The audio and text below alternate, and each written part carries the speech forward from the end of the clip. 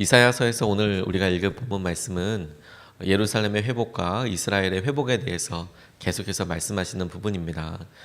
논조와 하나님께서 말씀하시는 방향이 바뀌었다고 하지만 부분 여전히 그들에게 있을 어려움에 대한 권면도 있게 되지만 명확하게 하나님께서 회복시키실 것에 대한 약속이 더욱 분명하게 강조되고 있습니다. 그래서 53장 말씀에는 그런 모든 일들을 능히 넘어서게 하실 고난받는 종, 우리가 예수 그리스도를 통해서 이루어진 그 구체적인 예언이 53장 말씀에 소개되어 있습니다. 그가 우리를 위하여 찔리고 우리를 위하여 여러 벌 받으신 여러 일들이 그리스도 예수께서 성취하신 그런 일에 대해서 53장 고난받는 종에 대해서 예언이 나오게 되는데, 주님께서 오늘 본문 쭉 읽어야 될 말씀들 가운데 오늘 우리가 읽은 말씀 통해서 우리에게 회복하시고 이끌어 주실 것에 대한 그런 약속을 우리가 좀 같이 붙잡고 싶습니다. 주님께서 이 땅에 채찍을 맞고 이 땅에서 오해를 받으시고 누명을 쓰시고 죽은 모든 일들이 우리의 죄 때문이라 이렇게 이야기하고 계시는데, 이것이 우리의 궁극적인 여러 연약함들의 회복이 되고 또 그것을 용서하시기 위한 통로가 되겠지만, 하나님께서 오늘 본문 말씀을 통하여서 이 모든 일들이 있기 위한 우리의 회복에 대해서 두 가지 기도 제목을 주셨다라고 싶습니다. 첫 번째가 뭐냐면, 우리가 아주 원초적으로 기도하지만 분명하고 또 중요한 기도를 하고 싶은데, 우리를 도우십시오 하나님 우리를 도와주소서 라는 기도 제목입니다. 8절 말씀까지 보면, 여호와께서 이같이 이르시되 은혜의 때에 내가 네게 응답하였고 구원의 날에 내가 너를 도왔도다. 내가 장차 너를 보호하여 너를 백성의 언약으로 삼으며 나라를 일으켜 그들에게 그 황무하였던 땅을 기업으로 상속하게 하리라. 이렇게 나와 있습니다. 근데 주목하게 된 것은 뭐냐면, 은혜의 때에 내가 네게 응답하겠고 구원의 때에 내가 너를 도왔다. 이렇게 말씀하시는데, 하나님 이것이 오늘 우리에게 구원의 때로 은혜의 때로 임해서 우리의 기도에 응답하시고 우리의 간구에 주님께서 우리를 구원하여 주십시오. 이런 기도 제목이 우리에게 있어서 문득문득 우리의 삶 전체를 바라보게 하는 기도 제목이고 우리의 형편을 살피는 기준이 될 수 있겠다고 싶습니다. 날마다 기도하고 날마다 주님 앞에 구할 때 우리에게 오랜 기도 제목이 어느 날 간절하게 다가오는 그런 기회가 있는가? 주님께서 여러 상황들을 만날 때 주님 정말 다급하게 저를 살려주십시오, 구원해 주십시오, 이렇게 주님을 정말 맨 마음으로 주님의 은혜 앞에 우리가 이렇게 직면할 수 있는가? 저는 이 기도 제목 통해서 우리 안에 여전히 있는 연약함, 우리 안에 있는 것에 대한 하나님께서 이거 구원해 주십시오, 이거 은혜로 덮어 주십시오 라고 기도하라는 마음처럼 받게 되었습니다. 짐 샴발라 목사님이라는 분이 쓰신 성령으로 다시 시작하라라는 책에 보면 어떤 로마 블랙이라는 사람이 하나님을 만나는 장면이 나옵니다. 할렘가에서 자라고 할렘가에서 자라다 보니까 온통 다 주위에 범죄와 익숙한 사람들이 있게 되고 어린 나이에서부터 그런 일에 너무 노출이 되어 있었습니다. 미국에서도 가장 어려운 그곳에서 살다 보니까 우리가 그냥 영화에서나 볼 법한 일들이 그곳에서는 그냥 쉽게 자행이 되고 그런 일이 너무 문화적으로 익숙해지게 되는 것이었습니다. 그래서 이 어린 로마 블랙도 어린 아이임에도 불구하고 마약 자금이나 도박에 관련된 자금이나 이런 거를 날르는 아이로, 수송하는 아이로, 어린 애가 그래야 아무도 의심하지 않으니까 범죄에 이렇게 어떤 사용받게 되는 그런 일을 어려서부터 당했답니다. 그리고 아이의 꿈이라는 것이 나도 의사나 변호사나 혹은 선생님이나 아이들이 한 번쯤 꿈꿔볼 그런 게 아니라 나도 얼른 큰다면 나도 이곳에서 저런 아저씨들처럼 저런 범죄자 중에 한 명이 돼야지, 이게 보아왔었기 때문에 그렇게 꿈이 되었답니다. 그리고 자기가 이렇게 살아가는데 한 번은 자기 어머니가 처음으로 우시는 걸 봤대요. 중학교 1학년 때 택시에서 택시 강도를 하는데 돈을 훔쳐서 이렇게 달아나고, 이건 진짜 커다란 범죄거든요. 절대로 하면 안 되는데도 범죄에 너무 익숙해져 있으니까 그렇게 하다가 현행범으로 걸렸다는 거예요. 한 7개 택시를 그렇게 훔쳤는데, 돈을 훔쳐서 달아났는데 그게 현행범으로 걸려서 잡혀 들어가는데 어머니가 펑펑 우시더래요. 너 잡혀가더라. 어렸을 때는 어머니가 뭐 어떻게 잘못해서 하면 학교 와서 자기를 그렇게 많이 때렸대요. 그게 사랑의 표현이고 훈육이라고 생각을 했는데 어머니도 미혼모였고 아무것도 할 수 없었기 때문에 그렇게밖에 표현을 할 수 없었어요. 근데 아이가 그렇게 이제는 감옥에 들어갈 것 같으니까 기도하면서 엉엉 우시더래요. 엉엉 우시더래요. 근데 신기한 것은 자기가 그렇게 현행범으로 잡혔는데도 불구하고 재판을 해야 하는데 이 재판할 때 이 증인들이 나타나지 않는 거예요. 약속이 난 듯이 7명이나 택시 기사들이 그 자리에 나타나지 않더라는 거예요. 그래서 다시 한번 연기해서 다시 재판을 해야 하는데 이 7명 중에서 피해자가 한 명도 나타나지 않더라는 거예요. 이게 약식 재판이기 때문에 피해자 중에 한 명이 와서 저 사람이 내 거 훔쳤습니다. 이 증언만 하면 현행범이기 때문에 바로 잡혀 들어가야 되는데 어찌된 영문인지 7명이나 되는 사람이 한 명도 나타나지 않더라. 그래서 현행범인데도 불구하고 그냥 풀려나게 됐다는 거예요.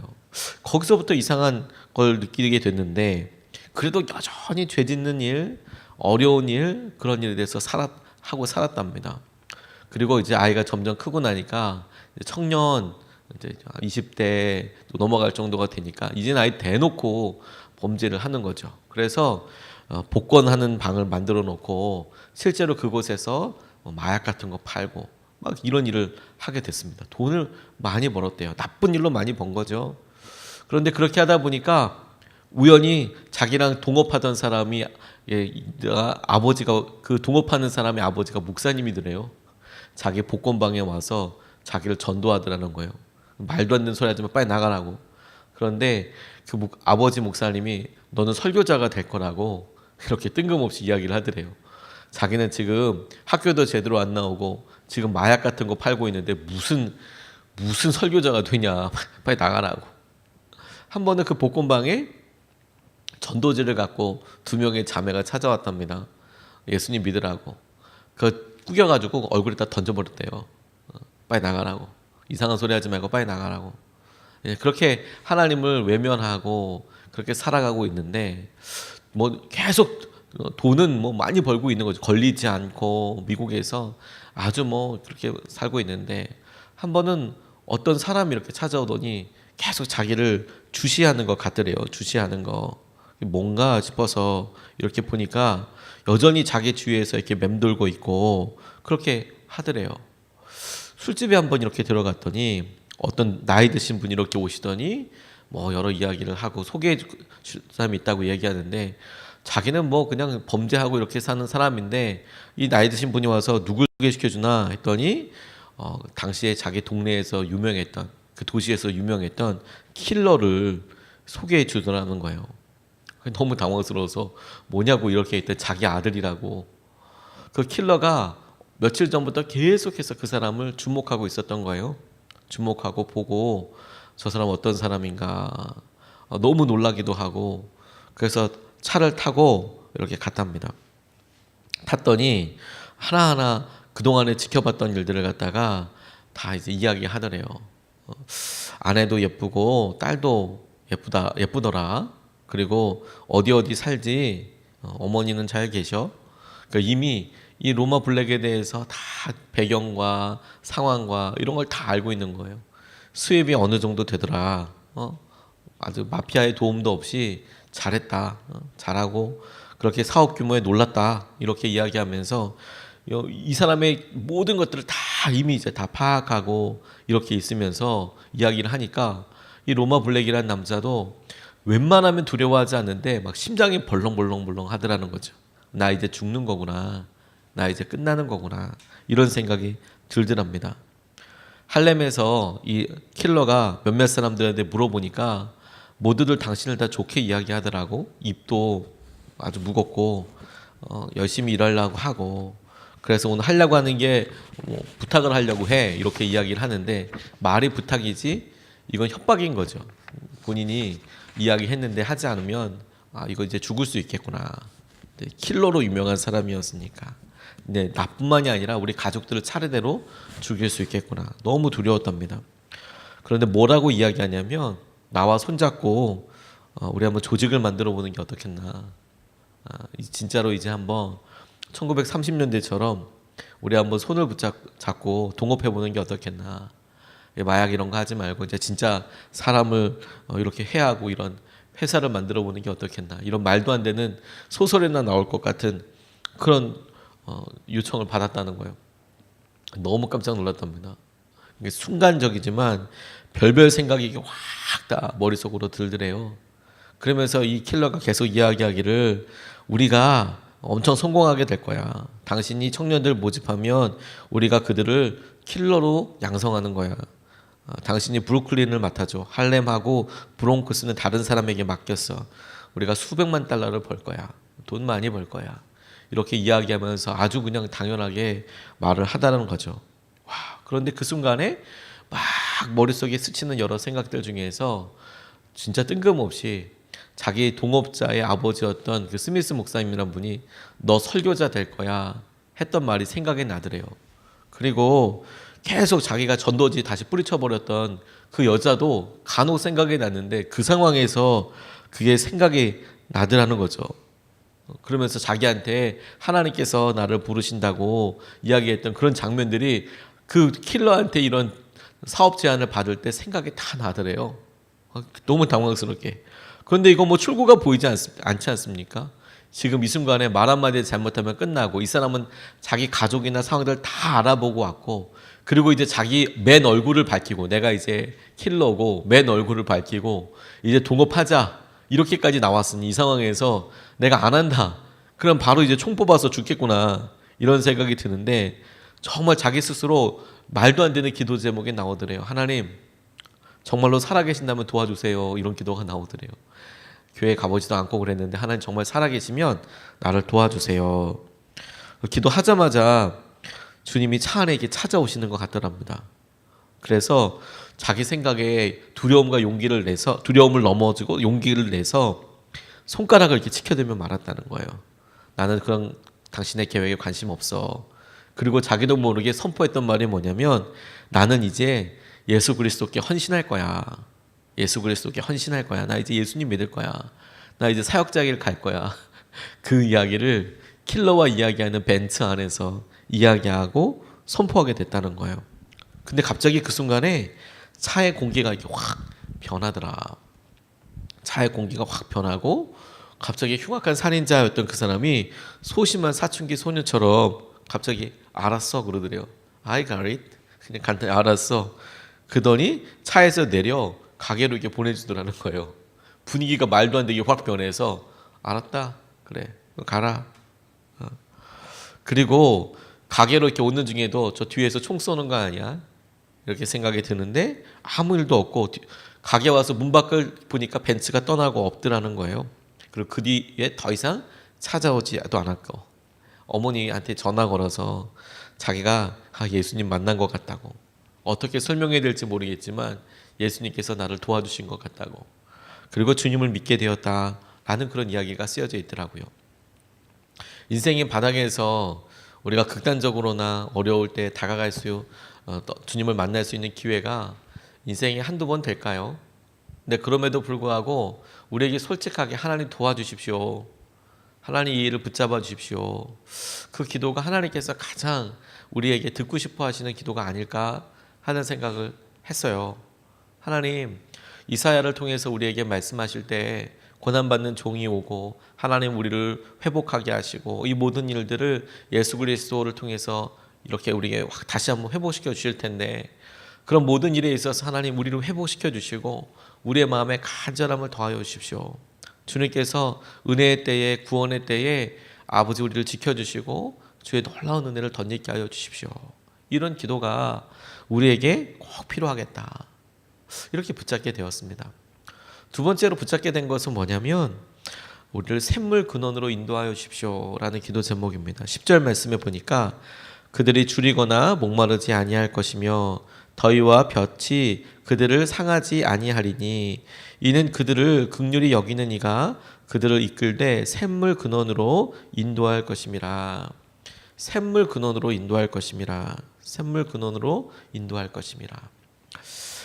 샘의 근원은 가뭄이 임해도 가장 마지막까지 물이 나오는 곳입니다.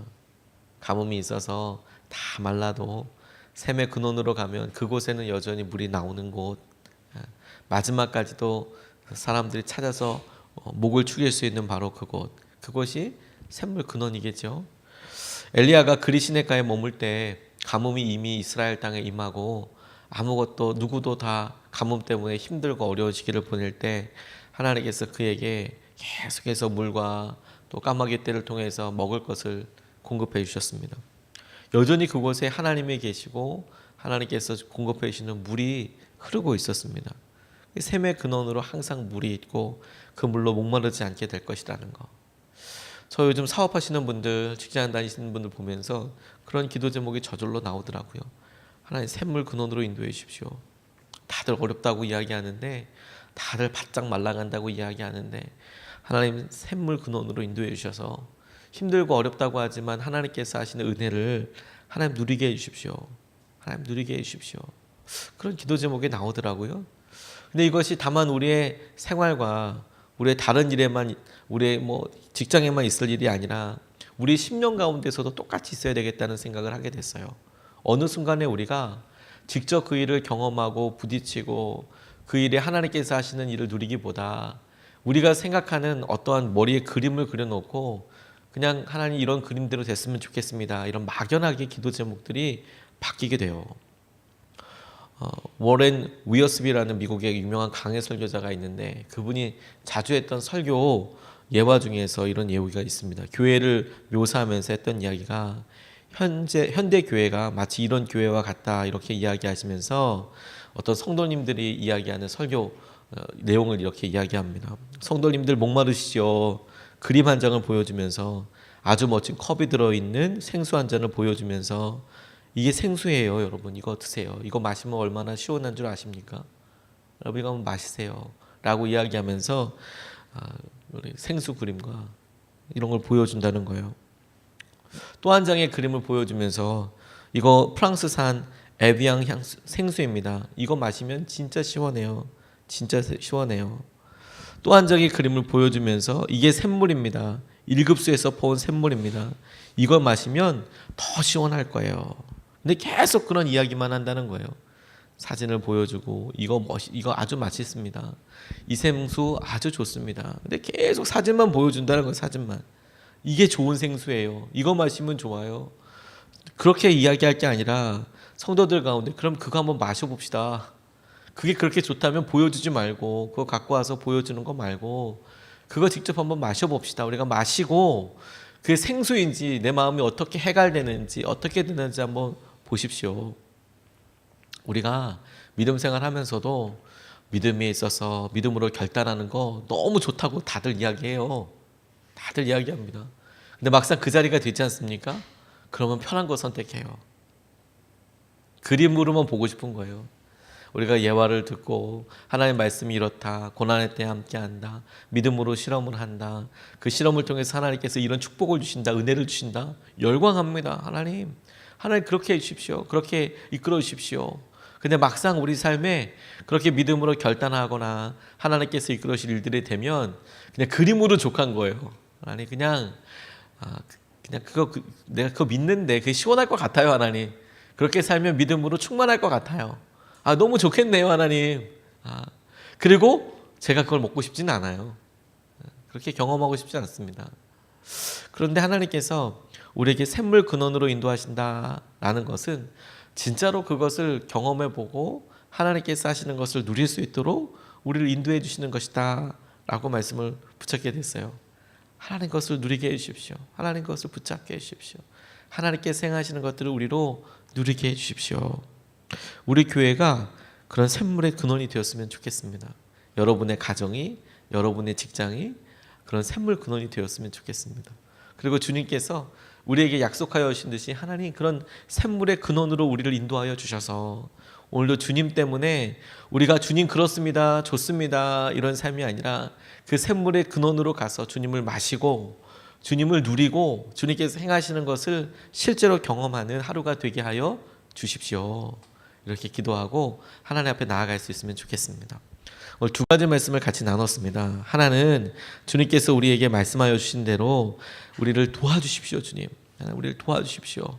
주님께서 은혜의 때에 내가 내게 응답하였고 구원의 날에 내가 너를 도왔다. 아멘. 주님, 은혜의 때가 되게 하여 구원의 때가 되게 하여 주셔서 우리를 도우십시오. 그렇게 우리 같이 나눴고, 두 번째로 우리를 샘물 근원으로 인도해 주십시오. 주님께서 우리에게 이끌어서 긍휼히 여기는 이가 우리를 샘물 근원으로 인도하여 주신다고 하셨는데, 우리가 샘물 근원에 가서 생수를 경험하게 하여 주십시오. 우리가 이것을 아주 두 번 나눠서 같이 기도하겠습니다.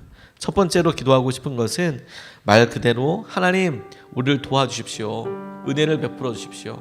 우리 마음의 심령 가운데 있는 하나님, 이것을 주님이 도와주십시오. 오늘 아침서부터 주님의 은혜를 덧입게 하여 주시고 때를 따라 돕는 은혜를 주님 주신다고 하셨는데, 그 은혜를 우리에게 베풀어 주십시오. 우리가 첫 번째로 먼저 같이 기도하시겠습니다.